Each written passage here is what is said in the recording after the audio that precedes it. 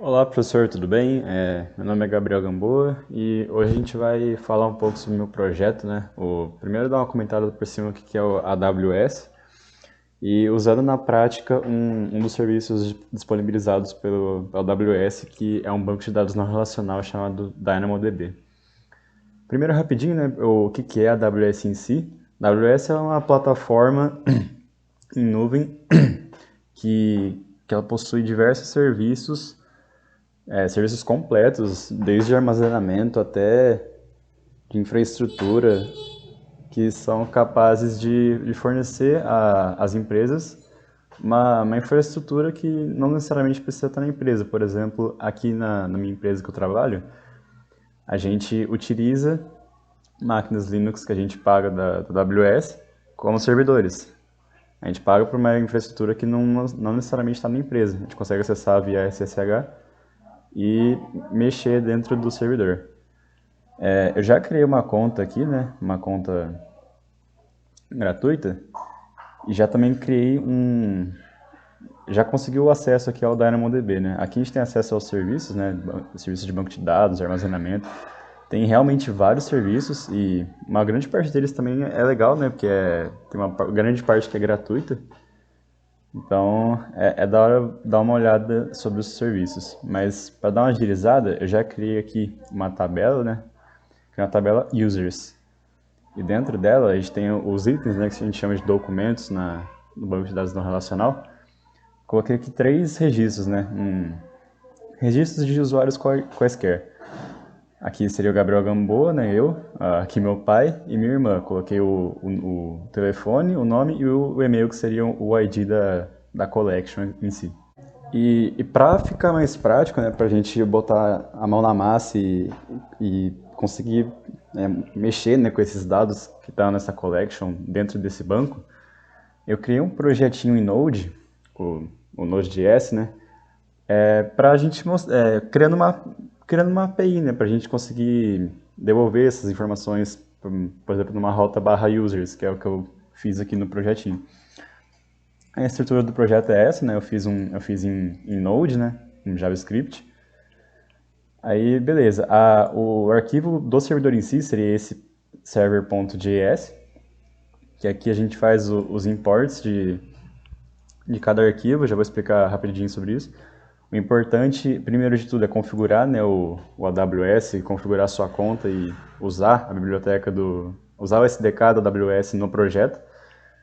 Então, as bibliotecas externas do NPM, né, que o Node utiliza, está dentro da Node Modules, mas isso não entra muito em detalhes agora, né? Para criar o servidor HTTP, para fazer as requisições, né, tornar o servidor uma API, né, eu utilizei a biblioteca Express, que ela facilita, né, a gente criar APIs com Node. A gente cria, né, o servidorzinho Express, a gente instancia o Express aqui, define uma constante para ser a porta, né, porque tem um método que chama listening, que você passa a porta, e uma callback, que esse log, por exemplo, vai mostrar quando o servidor começar, quando o servidor startar. Já a gente mostra isso também. E quando a gente usa o get aqui, né, a gente faz uma requisição get para a API, que quando ela bater no, por exemplo, localhost 3000/users, ela vai executar essa callback aqui. Já eu vou mostrar isso para vocês também.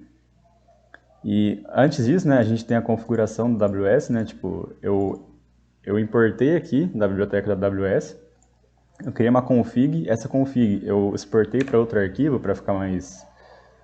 para dar para ler melhor, né? A gente usa o módulo export do Node para exportar objetos, funções, variáveis. Eu configurei aqui certinho com o meu access key e secret access key, que ela fica dentro da minha conta aqui na parte de mais security credentials. Aí beleza, né? Eu coloquei a config, a gente usa esse AWS config update e passa a config que a gente setou aqui no arquivo de config. Aí quando a função que vai ser chamada quando bater na rota barra users vai ser essa aqui. Mas dentro dessa função, a gente tem essa função assíncrona que eu criei, que eu importo, né, desse arquivo scanTableUsers, que é esse arquivo aqui. Essa função, ela é assíncrona, ela trabalha com promises, né? Não vou entrar muito em detalhes também, mas é uma promessa, ela é assíncrona, ela espera por exemplo, a requisição ser feita para depois fazer alguma coisa. Aqui na função a gente bota os parâmetros, né, que eu passei o nome da tabela como um dos parâmetros para essa função. E eu passo o doc client também, que a gente faz a instância aqui dentro, para quando for jogar dentro do parâmetro do método. Aí ele faz toda a verificação aqui, né, cria um array para ser retornado, que a cada interação que ele vai...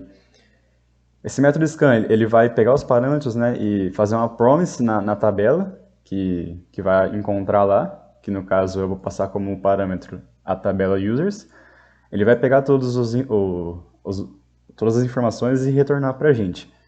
E para cada item desse retorno, ele vai fazer um for each, para que cada item ele dá um push dentro do scan results, que seria o resultado final que eu vou mostrar para o usuário quando ele fazer a requisição GET na API. Aí, beleza, depois do laço é porque ele acabou, né?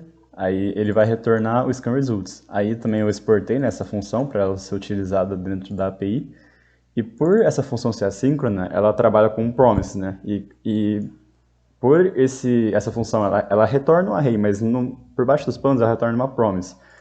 Então a gente tem que botar o método den aqui, né? A gente passa uma callback para esse den, que quando voltar, né, o array com os usuários, eu passo uma callback para ele, que é para ele retornar a resposta, que seria o próprio array, no formato JSON com os usuários, com o array que eu mandei.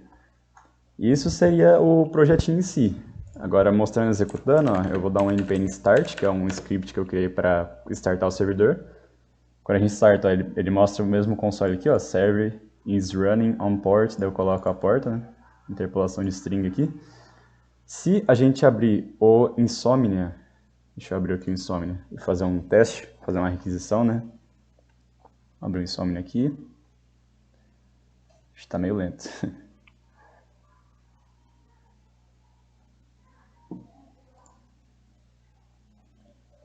Se a gente fazer uma requisição GET, né, porque eu utilizei o método GET, para o localhost na porta 3000/users, se a gente fizer a requisição, ele vai retornar o array, né, em formato JSON, com os três registros que está naquela collection users do DynamoDB. E caso tivesse mais, ele ia retornar todos, porque nesse caso aqui, na minha implementação, eu fiz para esse método scan, ele escaneia, como se fosse um scan mesmo, ele faz a verificação na tabela inteira.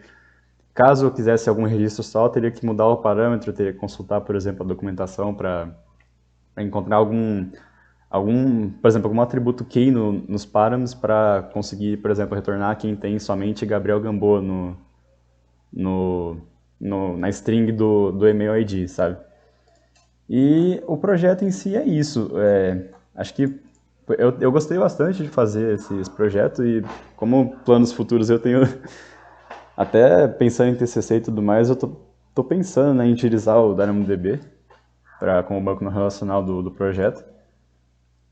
E também, por exemplo, testar outros métodos aqui, né, tipo métodos como post, push, delete, dar mais uma lida na documentação para realizar, né, mais operações. Mas em si o projeto era só mesmo fazer um get na collection para retornar as informações que estão nessa tabela do banco, né? Sendo que é um banco da AWS, não um serviço, que eu não precisei instalar nada. É um banco próprio da AWS que a gente pode usar a nosso favor. E é isso.